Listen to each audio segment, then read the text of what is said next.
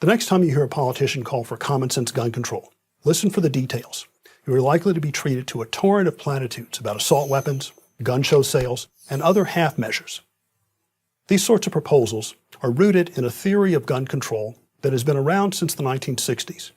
The basic idea is that fewer guns equal less gun crime. But for this theory to have even a chance of working, drastic reductions in the supply of guns will be necessary.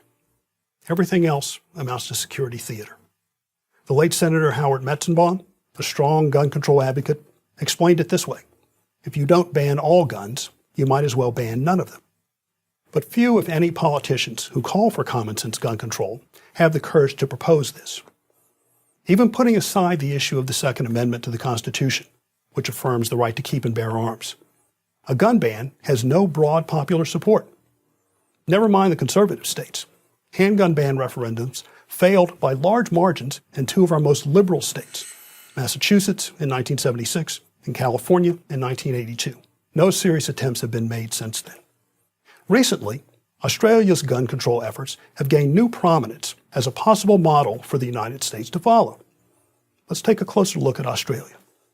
In 1996, after a lunatic used a semi-automatic rifle to murder 34 people in Tasmania, the Australian government banned all semi-automatic rifles and repeating shotguns.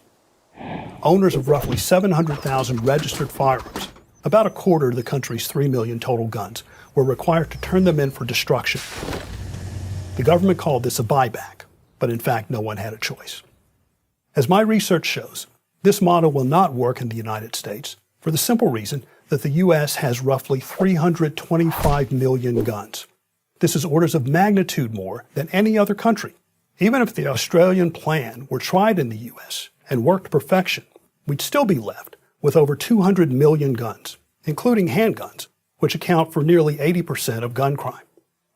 But gun confiscation has never worked to perfection, and sometimes threatens to make things worse. The 2007 International Small Arms Survey studied 72 countries that attempted to enforce gun confiscation or registration on their citizens.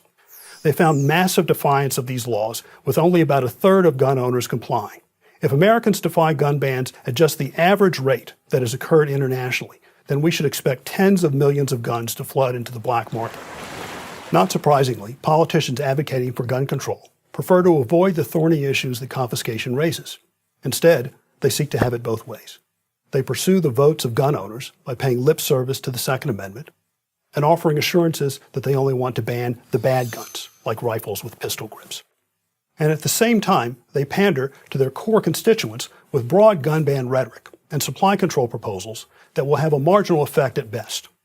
And when these meager efforts fail to pass or to work, blame the gun lobby. So, to the glib critics of America's gun culture, we should make this demand. If supply controls are the answer, describe precisely the full program of supply-side policies you propose to stop gun crimes that we all abhor. And then tell us how those policies will also allow lawful gun owners to keep and protect themselves with firearms. If you cannot square these two things, then you must convince Americans that they are better off under policies that would disarm good people in a fruitless attempt to keep bad men from getting guns. I'm Nicholas Johnson, professor of law at Fordham University for Prager University.